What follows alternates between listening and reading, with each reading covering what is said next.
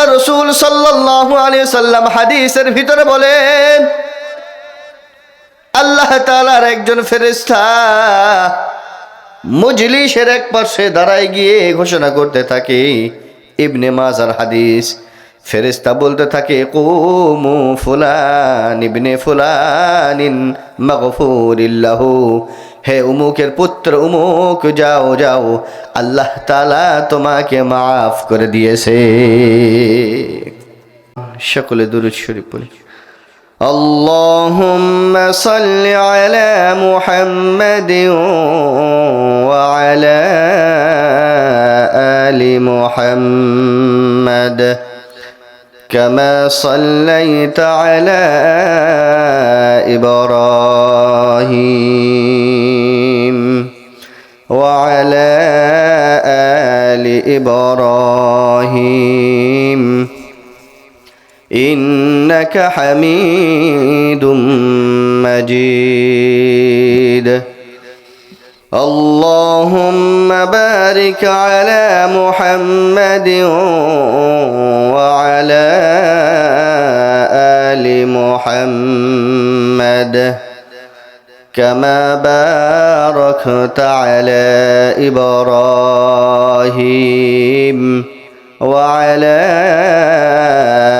আলি ইব্রাহিম ইন্নাকা হামিদুম মাজিদ। আলহামদুলিল্লাহ, বীরবর্ণী যুব সমাজ ও প্রবাসীদের উদ্যোগে প্রথম বার্ষিক ইসলামী মহাসম্মেলন,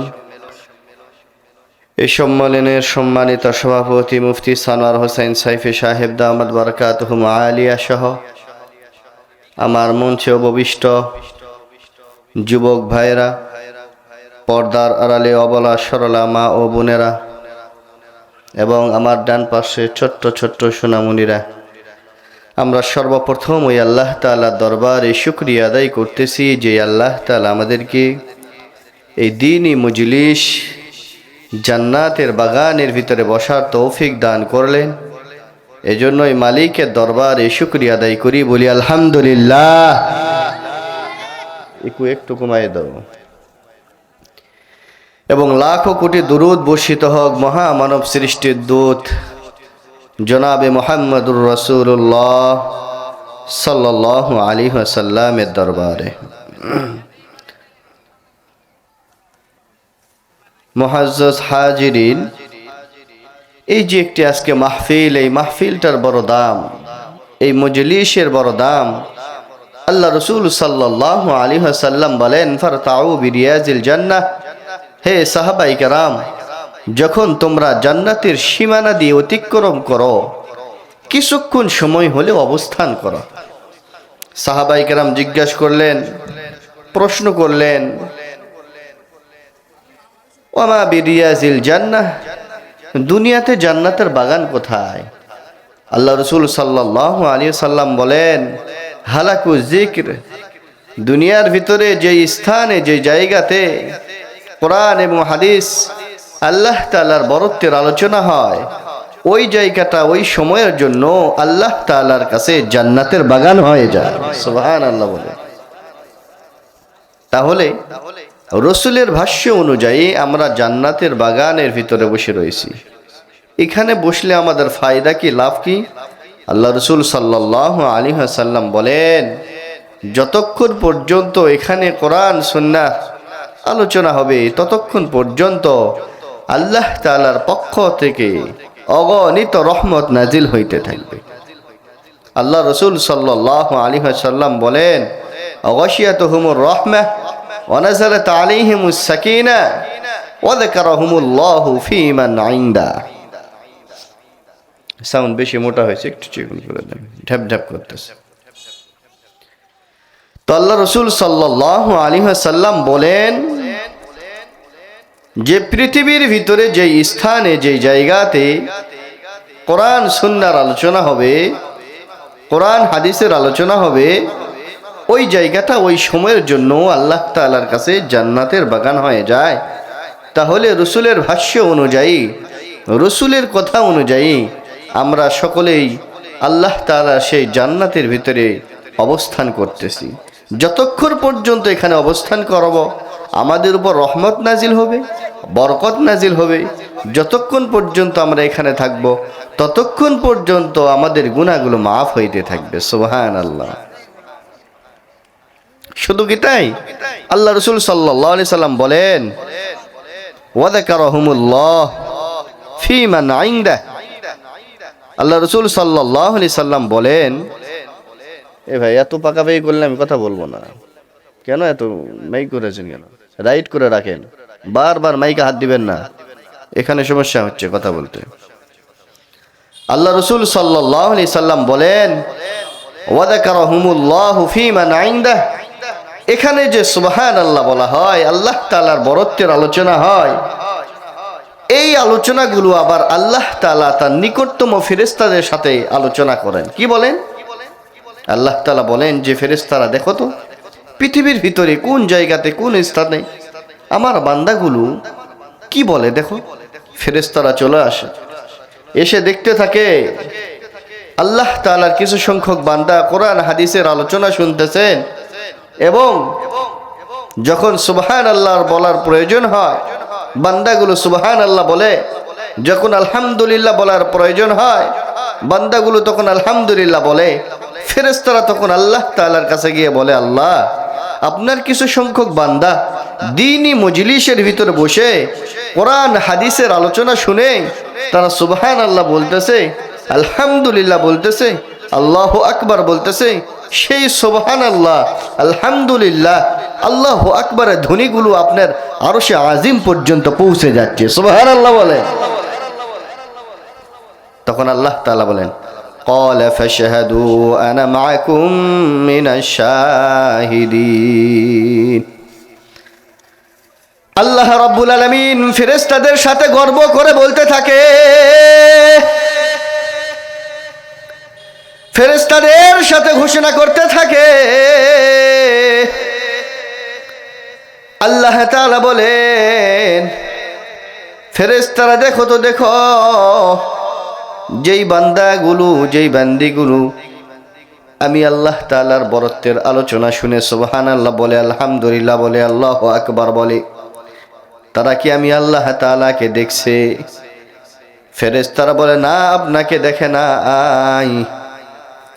আল্লাহ তাআলা বলেন, তাহলে কি তারা আমি আল্লাহ তাআলার জান্নাত দেখছে? ফেরেশতারা বলতে থাকে, না, আপনার জান্নাত তারা দেখে নাই। আল্লাহ তাআলা বলেন, তাহলে কি আমি আল্লাহ তাআলার জাহান্নাম দেখছে?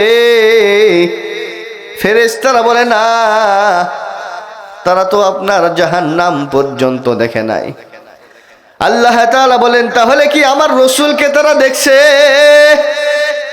ফেরেশতারা ঘোষণা করতে থাকে, মালিক, আপনার ওই বান্দা বান্দিগুলো আপনার জান্নাত দেখে নাই, আপনার জাহান্নাম পর্যন্ত তারা দেখে নাই। আপনাকে দেখে নাই, আপনার রাসূলকে পর্যন্ত তারা দেখে নাই।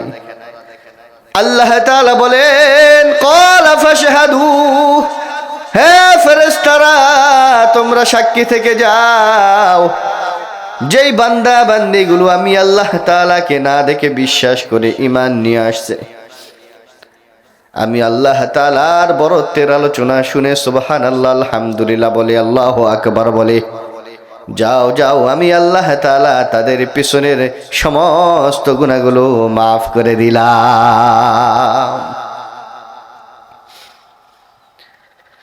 আল্লাহ রাব্বুল আলামিন শুধু এখানেই বলে ক্ষান্ত হয় নাই, আল্লাহ রাসূল সাল্লাল্লাহু আলাইহি সাল্লাম হাদিসের ভিতরে বলেন, আল্লাহ তাআলার একজন ফেরেশতা মজলিসের এক পাশে দাঁড়ায় গিয়ে ঘোষণা করতে থাকে, ইবনে মাজার হাদিস, ফেরেশতা বলতে থাকে, কুমু ফুলান ইবনে ফুলানিন মাগফুরিল্লাহু, হে উমুকের পুত্র উমুক, যাও যাও, আল্লাহ তাআলা তোমাকে মাফ করে দিয়েছে। আল্লাহ রাব্বুল আলামিন পবিত্র কুরআনুল কারীমের ভিতরে বলেন, উলাইকা ইউবাদদিলুল্লাহ, আমি আল্লাহ তাআলা শুধু তাদেরকে মাফ করি নাই, যদি তারা খাঁটি দিলে তওবা করতে পারে, যদি তারা আমি আল্লাহ তাআলার কাছে মাফ চাইতে পারে, আমি আল্লাহ তাআলা তাদেরকে মাফ করে দিব। যে পরিমাণ গুনাহ নিয়ে মজলিসে বসেছিল ওই পরিমাণ গুনাহ মাফ করে দিয়ে ওই পরিমাণ নেকি আমি আল্লাহ তাআলা তাদের আমল নামায় দান করে দিব। আল্লাহ রাব্বুল আলামিন বলেন, উলাইকা ইউবাদদিলুল্লাহু সাইয়্যাতিহিম হাসানাত। আল্লাহ তাআলা বলেন, আমি তখন বান্দা বান্দীদের গুনাহগুলো মাফ করে দিব। শুধু মাফ করবো এমন নয়, আমি আল্লাহ তাআলা গুনাহগুলোকে নেকি দ্বারা পরিবর্তন করে দিব। তাহলে যে মজলিসের ভিতরে বসছি, রসুলের ভাষ্য অনুযায়ী এই মজলিস যতক্ষণ পর্যন্ত চলবে ততক্ষণ পর্যন্ত আল্লাহ তাআলা আমাদের উপরে রহমত নাজিল করতে থাকবে, ততক্ষণ পর্যন্ত আল্লাহ তাআলা আমাদের উপরে বরকত নাজিল করতে থাকবে, ততক্ষণ পর্যন্ত আল্লাহ তাআলা আমাদের পেছনের গুনাহগুলো মাফ করতে থাকবে। কারণ হলো পৃথিবীটা থাকার জায়গা নয়।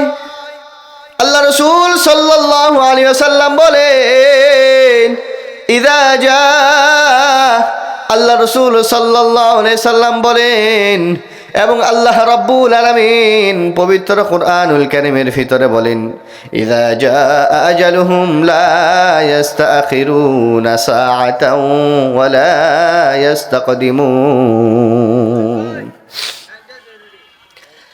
আল্লাহ রাসূল সাল্লাল্লাহু আলাইহি সাল্লাম বলেন, আর দুনিয়া মাযরাতুল আখিরাহ।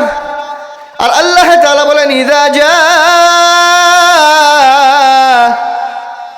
আজালুহুম লা ইস্তাখিরুন সাআতাও ওয়া লা ইস্তাকদিমুন। আমি আল্লাহ তাআলা প্রতিটি আত্মা, প্রতিটি মানুষকে যার ভিতরে জীবন রয়েছে তাদের জন্য আমি আল্লাহ তাআলা নির্ধারিত একটা সময় করে দিয়ে রাখছি। নির্ধারিত যখন সময় হয়ে যাবে আমি আল্লাহ তাআলা সময় অনুযায়ী তাকে পৃথিবী থেকে উঠায় নিব, এক মুহূর্ত থাকার আর সময় দিব না। এজন্য আল্লাহ রাসূল সাল্লাল্লাহু আলাইহি সাল্লাম বলেন, মিফতাহুল জান্নাতি সালাহ। নামাজ হলো জান্নাতের চাবি, নামাজ হলো জান্নাতের চাবি।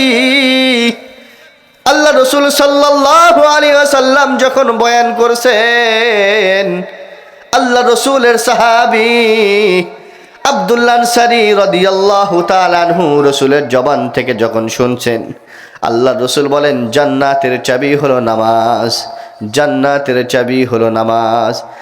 আব্দুল্লাহ আনসারী বাসায় গিয়ে বিবিকে ডাক দিয়ে বলে, বিবি রে,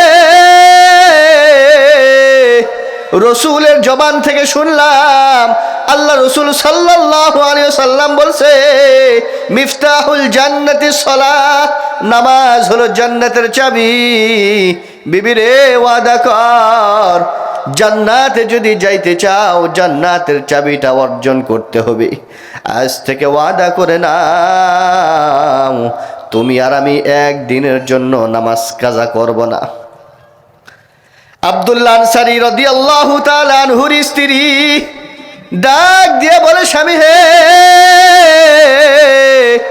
নামাজ আদায় করব, কিন্তু কথা হলো আমাদের তো নামাজ আদায় করার মতো 17 ঢাকা পরিমাণ কাপড় পর্যন্ত আমার বাসায় নাই।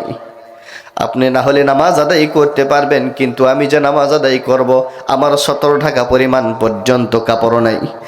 আব্দুল্লাহ আনসারী রাদিয়াল্লাহু তাআলা আনহু বলেন, বিবি হে, চিন্তা করিও না, আল্লাহ রাসূল সাল্লাল্লাহু আলাইহি ওয়াসাল্লামের জবান থেকে যখন আমি নামাজের হাদিসটি শ্রবণ করেছি তখন থেকে নিয়ত করলাম আর কোনোদিন নামাজ কাজা করব না। যেহেতু ইসলাম ধর্ম গ্রহণ করেই ফেললাম, যেহেতু আমরা ইসলাম ধর্ম গ্রহণ করেই ফেলেছি, আর নামাজ কাজা কোনোদিন করব না নিয়ত করে ফেললাম। যেহেতু আমার চাদর রয়েছে, আমার চাদর পরিধান করে তুমি নামাজ আদায় করবা, তোমার নামাজ শেষ হলে আমি আদায় করব। এভাবে আব্দুল্লাহ আনসারী রাদিয়াল্লাহু তাআলা আনহু নামাজ আদায় করে। আব্দুল্লাহ আনসারী রাদিয়াল্লাহু তাআলা আনহু যখন নামাজ আদায় করতে যায়, আল্লাহ রাসূল সাল্লাল্লাহু আলাইহি সাল্লামের পেছনে নামাজ আদায় করে এবং নামাজ আদায় করে সকল সাহাবীর পর্যন্ত পেছনে দাঁড়ায়। আব্দুল্লাহ আনসারী মসজিদে এমন সময় প্রবেশ করে, আব্দুল্লাহ আনসারী যেই সময় মসজিদের ভিতরে প্রবেশ করে, ওই সময় আব্দুল্লাহ আনসারী নামাজের জামাত শুরু হয়ে যাবে, জামাত শুরু হওয়ার ওয়াক্তে নামাজে প্রবেশ করে। সাহাবায়ে কেরাম সমালোচনা করতেছে, আব্দুল্লাহ আনসারী সকলের পিছনে নামাজে আসে, আবার নামাজ শেষ হওয়া মাত্র আব্দুল্লাহ আনসারী আবার এখান থেকে বিদায় নেয়। আমার মনে হয় আব্দুল্লাহ আনসারী তাকে দুনিয়ায় গ্রাস করে নিয়েছে, আব্দুল্লাহ আনসারী দুনিয়ার ধোকায় পড়ে গেছে, যার কারণে আব্দুল্লাহ আনসারী সকলের পিছনে এসে জামাতে শরীক হয়, আবার নামাজ শেষ হওয়া মাত্র আবার দৌড় দিয়ে বাসায় চলে যায়। আমাদের মনে হয় আব্দুল্লাহ আনসারী দুনিয়ার ধোকায় পড়ে গেছে। সাহাবায়ে কেরাম মসজিদের বারান্দায় বসে বসে সমালোচনা করতেছে। আল্লাহ রাসূল সাল্লাল্লাহু আলাইহি সাল্লাম ডাক দিয়ে বলে, সাহাবায়ে কেরাম এদিকে আসো, এদিকে আসো, তোমরা কি আলোচনা করতেছ? সাহাবায়ে কেরাম বলেন, ইয়া রাসূলুল্লাহ, ইয়া হাবিবাল্লাহ, আপনার সাহাবী আব্দুল্লাহ আনসারী রাদিয়াল্লাহু তাআলা প্রতিদিন নামাজ শুরু হওয়া, জামাত শুরু হওয়া মুহূর্তে আসে, নামাজ শেষ হওয়া মাত্র আব্দুল্লাহ আনসারী আবার দৌড় দেয়। আমরা এটাই সমালোচনা করতেছি, আব্দুল্লাহ আনসারীকে মনে হয় দুনিয়ায় গ্রাস করে নিয়েছে। আল্লাহ রাসূল সাল্লাল্লাহু আলাইহি ওয়াসাল্লাম বলে, তোমরা সমালোচনা করিও না, চলো চলো আব্দুল্লাহ আনসারীর বাড়িতে যাই, কি সমস্যা রয়েছে আব্দুল্লাহ আনসারীর কাছ থেকে আমরা নিজ কানে শ্রবণ করব। আল্লাহ রাসূল সাল্লাল্লাহু আলাইহি সাল্লাম সাহাবায়ে কেরামদেরকে নিয়ে আব্দুল্লাহ আনসারী রাদিয়াল্লাহু তাআলা আনহুর বাড়ির দিকে গেলেন। বাড়ির সামনের দরজার মধ্যে আল্লাহ রাসূল সাল্লাল্লাহু আলাইহি সাল্লাম নিজেই নক করলেন এবং আল্লাহ রাসূল সাল্লাল্লাহু আলাইহি সাল্লাম নিজেই সালাম দিলেন, আসসালামু আলাইকুম ইয়া আব্দুল্লাহ আনসারী। ভিতর থেকে কোনো সালামের উত্তর আসে না। আল্লাহ রাসূল সাল্লাল্লাহু আলাইহি সাল্লাম আবার সালাম দিলেন, আবার কোনো উত্তর আসে না, আবার সালাম দিলেন, উত্তর আসে না। আল্লাহ রাসূল সাল্লাল্লাহু আলাইহি সাল্লাম সাহাবায়ে কেরামদেরকে নিয়ে বলতেছেন, চলো আমরা সামনের দিকে অগ্রসর হই। আব্দুল্লাহ আনসারী ঘরের ভিতরে ছিল, সালাম দেওয়ার মতো পরিবেশ তার ছিল না। আল্লাহ রাসূল সাল্লাল্লাহু আলাইহি সাল্লাম সাহাবায়ে কেরামদেরকে নিয়ে সামনের দিকে অগ্রসর হয়। যাইতে যাইতে সামনে একটি খেজুরের গাছ, খেজুরের গাছের সাথে ছোট্ট ছোট্ট দুইটা সন্তানকে বেঁধে রাখা হয়েছে। আল্লাহ রাসূল সাল্লাল্লাহু আলাইহি সাল্লামকে দুইটা সন্তান দেখে কান্না আরম্ভ করে দিলেন। আল্লাহ রাসূল সাল্লাল্লাহু আলাইহি সাল্লাম বলেন, বাবা ব্যাপার কি, তোমাদেরকে গাছের সাথে বেঁধে রাখা হয়েছে কেন? আর তোমরা এই গাছের সাথেই রয়েছে কেন? আর তোমাদের বাবার নাম কি? ছোট্ট দুইটা সন্তান বলেন, ইয়া রাসূলুল্লাহ, ইয়া হাবিবাল্লাহ, আমাদের বাবা আব্দুল্লাহ আনসারী এতটা পরিমাণ অসহায় মানুষ। আমাদের বাড়িতে আজ থেকে 3টা দিন হয়ে যায় চুলার মধ্যে পর্যন্ত আগুন জ্বলে না, আমরা 3টা দিন ধরে খাইতে পারি নাই, ক্ষুধার যন্ত্রণা সহ্য করতে না পেরে এই গাছের খেজুরগুলো টুকায় টুকায় খেয়েছি। যেই খেজুরগুলো গাছ থেকে পেকে পেকে জমিনের মধ্যে পড়ে গিয়েছিল, জমিন থেকে কুড়ে কুড়ে নিয়ে আমরা 2 ভাই খেজুরগুলো কুড়ে খেয়েছি। গাছের মালিক ইহুদি মালিক আমাদেরকে এই গাছের সাথে বেঁধে রাখছে, কারণ হলো আমরা তার গাছের খেজুরগুলো টোকায় খাইছি কেন, যার কারণে ইহুদি আমাদেরকে গাছের সাথে বেঁধে রাখছে, শাস্তি দিতেছে। আল্লাহ রাসূল সাল্লাল্লাহু আলাইহি সাল্লাম চলে গেলেন, মসজিদে বারান্দার দিকে রওনা দিলেন। মুহূর্তের মধ্যে আব্দুল্লাহ আনসারী রাদিয়াল্লাহু তাআলা আনহু বাড়ি থেকে রওনা দিলেন। রওনা দিয়ে হাঁটি হাঁটি পা পা করে আসতেছে, আর আল্লাহ রাসূল সাল্লাল্লাহু আলাইহি ওয়াসাল্লাম মসজিদের বারান্দার দিকে রওনা দিতেছে। আব্দুল্লাহ আনসারী মনে মনে ভাবতেছে, পেছন থেকে যদি রসুলকে সালাম দেই মনে হয় বেয়াদবি হয়ে যায় নাকি। কিতাবের ভিতরে আসছে আব্দুল্লাহ আনসারী রাদিয়াল্লাহু তাআলা আনহু পায়ের ধাপগুলো জোরে জোরে আওয়াজ করতেছে। আল্লাহ রাসূল সাল্লাল্লাহু আলাইহি ওয়াসাল্লাম পেছনের দিকে তাকায় দেখে আব্দুল্লাহ আনসারী আসতেছে। আব্দুল্লাহ আনসারী মুহূর্তের মধ্যে বললেন, ওয়ালাইকুমুস সালাম। হে আল্লাহ রাসূল, আপনার উপরে আল্লাহ তাআলার পক্ষ থেকে রহমত বর্ষিত হোক, বেয়াদবি মাফ করবেন। আপনি যখন আমার বাড়িতে গিয়েছেন, যখন আপনি আমার বাড়িতে আমার দরজার সামনে নক করছেন, আমাকে যখন আপনি সালাম দিয়েছেন, আমি তখন আমার বাড়ির গুহার মধ্যে ছিলাম গো নবী। এমন অবস্থায় ছিলাম আমার শরীরের ভিতরে কাপড় ছিল না, সতর ঢাকা পরিমাণ কাপড় ছিল না। যেই পর্যন্ত কাপড় থাকলে আমার ফরসটা পর্যন্ত ঢাকা হবে, এই পর্যন্ত কাপড় আমার কাছে ছিল না, যার কারণে আমি আপনার সালামের উত্তরটা পর্যন্ত দিতে পারি নাই। আল্লাহ রাসূল সাল্লাল্লাহু আলাইহি সাল্লাম বলেন, আব্দুল্লাহ আনসারী, কেন কেন কেন তোমার এই অবস্থা? আব্দুল্লাহ আনসারী বলে, ইয়া রাসূলুল্লাহ, ইয়া হাবিবাল্লাহ, বেয়াদবি মাফ করবেন। যখন আপনার জবান থেকে শুনছি মিফতাহুল জান্নাতিস সালাহ, জান্নাতের চাবি হলো নামাজ, ওই দিন থেকে নামাজ আদায় করা শুরু করলাম। কিভাবে নামাজ আদায় করব? সতর পরিমাণ আমার কাপড় ছিল না গো নবী। স্বামী স্ত্রী উভয়ে মিলে একত্রিত হয়ে আমার স্ত্রীর চাদরটা আমি পরিধান করে নামাজ আদায় করতাম। আল্লাহ রাসূল সাল্লাল্লাহু আলাইহি সাল্লাম বলেন, আব্দুল্লাহ আনসারী, তোমার কাছে জানতে চাইছিলাম, এই জন্যই তোমার বাড়িতে আসছিলাম। আব্দুল্লাহ আনসারী, প্রতিদিন নামাজে যাও, কিন্তু এত পরে যাও কেন? আবার নামাজ শেষ হওয়া মাত্র আবার তাড়াতাড়ি বাড়িতে আসো কেন? আব্দুল্লাহ আনসারী বলে, ইয়া রাসূলুল্লাহ, ইয়া হাবিবাল্লাহ, যেহেতু আমাদের স্বামী স্ত্রী উভয়ে মিলে একটি কাপড় চাদর পরিধান করে নামাজ আদায় করি, ইয়া রাসূলুল্লাহ, ইয়া হাবিবাল্লাহ, আমার শরীরের ভিতরে যে লুঙ্গিটা রয়েছে লুঙ্গি পরিধান করি, আর যে চাদরটা রয়েছে চাদরটা হলো আমার স্ত্রীর। এই চাদর পরিধান করে নামাজে যাই, আপনার পিছনে নামাজ আদায় করি, আবার তাড়াতাড়ি চলে আসি। কারণ হলো ওই চাদর আমার স্ত্রীকে দেই, আমার স্ত্রী নামাজ আদায় করে।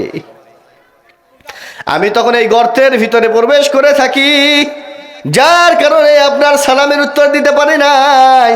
আল্লাহ রাসূল সাল্লাল্লাহু আলাইহি সাল্লাম মসজিদে বারান্দার মধ্যে গেলেন, বারান্দায় গিয়ে সিজদায় পড়ে কান্না শুরু করলেন, আর আল্লাহ তাআলার কাছে দোয়া করতেছে, আল্লাহ, আমার সাহাবী আব্দুল্লাহ আনসারী বড় অসহায় মানুষ, তার কিছু ব্যবস্থা করে দাও। ছোট্ট ছোট্ট দুইটা সন্তান গাছের মধ্যে বেঁধে রাখা হয়েছে, আমি রাসূল নিজে দেখে সহ্য করতে পারি না। ও আল্লাহ, তুমি তাড়াতাড়ি একটা ফায়সালা করে দাও। আল্লাহ তাআলার কাছে দোয়া করতেছে আর কান্না করতেছে। আবু বকর সিদ্দিক রাদিয়াল্লাহু তাআলা আনহু বলেন, ইয়া রাসূলুল্লাহ, ইয়া হাবিবাল্লাহ, আমি আবু বকর আসলাম, বলেন কিসের বিনিময়ে আপনার চোখের কান্নাটা বন্ধ করতে পারবো? আল্লাহ রাসূল সাল্লাল্লাহু আলাইহি সাল্লাম বলেন, না না আবু বকর, আজকের চোখের পানি তুমি মুছতে পারবা না, তুমি বন্ধ করতে পারবা না। ওমর রাদিয়াল্লাহু তাআলা আনহু মুহূর্তের মধ্যে আসলেন, এসে বলেন, ইয়া রাসূলুল্লাহ, ইয়া হাবিবাল্লাহ, আমি ওমর আসছি, বলেন কিসের বিনিময়ে আজকে আপনার চোখের কান্নাটা বন্ধ করতে পারবো? আল্লাহ রাসূল সাল্লাল্লাহু আলাইহি সাল্লাম বলেন, ওমর, আজকের চোখের পানি তুমি বন্ধ করতে পারবে না। ওমর রাদিয়াল্লাহু তাআলা আনহু চলে গেলেন। হযরত আলী রাদিয়াল্লাহু তাআলা আনহু দৌড়ে আসলেন, এসে বলেন, ইয়া রাসূলুল্লাহ, ইয়া হাবিবাল্লাহ, আমি আলী আসছি, বলেন কিসের বিনিময়ে আজকে আপনার চোখের কান্নাটা বন্ধ করতে পারবো? আল্লাহ রাসূল সাল্লাল্লাহু আলাইহি সাল্লাম বলেন, আলী, আজকের চোখের কান্না তুমি বন্ধ করতে পারবে না। এরকম করতে করতে একজন করে সাহাবায়ে কেরাম আল্লাহ রাসূল সাল্লাল্লাহু আলাইহি সাল্লামের সাথে সাক্ষাৎ করে কেহ আল্লাহ রাসূলের কান্না বন্ধ করতে পারে না। এভাবে সংবাদ পৌঁছে যায় হযরত ওসমান গনির কাছে। যখন সংবাদ পৌঁছে যায়, ওসমান গনি রাদিয়াল্লাহু তাআলা আনহু দ্রুত গতিতে আল্লাহ রাসূল সাল্লাল্লাহু আলাইহি সাল্লামের কাছে আসলেন। মসজিদে বারান্দায় আল্লাহ রাসূল সাল্লাল্লাহু আলাইহি সাল্লামের কাছে এসে বলতেছেন, ইয়া রাসূলুল্লাহ, ইয়া হাবিবাল্লাহ, আমি ওসমান আসছি, বলেন তো, বলেন দেখি কিসের বিনিময়ে আপনার চোখের কান্নাটা বন্ধ করতে পারবো? আল্লাহ রাসূল সাল্লাল্লাহু আলাইহি সাল্লাম সিজদা থেকে মাথা উঠাইলেন। মাথা উঠাই ওসমানের দিকে দুইটা হাত অগ্রসর করে ডাক দিয়ে বলে, ওসমান, আমি তো তোমার জন্যই অপেক্ষায় ছিলাম। ওসমান রে, পারবা নাকি ইহুদির ওই গাছের, যেই খেজুরের গাছ রয়েছে, খেজুরের গাছের ভিতরে আব্দুল্লাহ আনসারীর দুইটা সন্তান বেঁধে রাখা হয়েছে, ওই ইহুদির গাছটা তুমি ক্রয় করে আমি রসুলকে হাদিয়া দিতে পারবে কিনা বলো? ওসমান গনি রাদিয়াল্লাহু তাআলা আনহু আর দেরি করে নাই, মুহূর্তের মধ্যে দৌড়ায় আসছে, এসে বলে, ইহুদি ভাই, আপনার এই খেজুরের গাছটা বিক্রয় করতে হবে, বলো বলো কত টাকা দিয়ে তুমি গাছটা বিক্রি করবা? ইহুদি বলে, বাড়ির গাছ, আমি খেজুরের গাছটি বিক্রি করতে রাজি হব না, আমার খেজুরের গাছটি দরকার। ওসমান গনি বলে, ভাই, এই গাছের জন্য আমার রসুল কান্না করতেছে, আমার কাছে আবদার করছে, বলো বলো তুমি কত টাকা নিবা এই গাছের জন্য? ইহুদি বলে, না, এই গাছ আমি বিক্রয় করব না। ওসমান বলে, ও ইহুদি, বলো তুমি কত টাকার বিনিময়ে এই গাছটি আমার কাছে বিক্রয় করবা? তুমি যত চাইবা আমি ওসমান তাই দিতে রাজি আছি। আল্লাহু আকবার বলেন। ইহুদি তখন মনে মনে বলতেছে, আজকে সুযোগ যখন পাইছি, তাহলে আমি আমার মনের মতো করে ওসমানের কাছ থেকে খেজুরের গাছটি বিক্রয় করতে পারবো। ইহুদি তখন ডাক দিয়ে বলে, ওসমান, আমি এই গাছটি বিক্রয় করতে চাই তোমার কাছে। ওই যে মরুভূমির মাঝখানে তোমার একটি বাগান রয়েছে, ওই বাগানের ভিতরে যে গাছ রয়েছে, 100টা গাছ সহ জমি সহ, আমি 100টা বাগান, 100টা গাছ সহ জমি সহ যদি তুমি আমাকে দিতে পারো, তাহলে আমি একটা গাছ তোমাকে দিয়ে দিব। ওসমান গনি রাদিয়াল্লাহু তাআলা আনহু একটা চিৎকার মারছে আর ডাক দিয়ে বলে, ইহুদি, মাত্র তুমি 100টা খেজুরের গাছ চাইছ, জমি সহ, বাগান সহ। আহারে, একটা গাছের জন্য আমার রসুল কান্না করে। আজকে আমি ওসমানের কাছে তুমি 100 গাছ কেন চাইলে? আর 100 গাছের ওই বাগানটাই তুমি কেন চাইলে?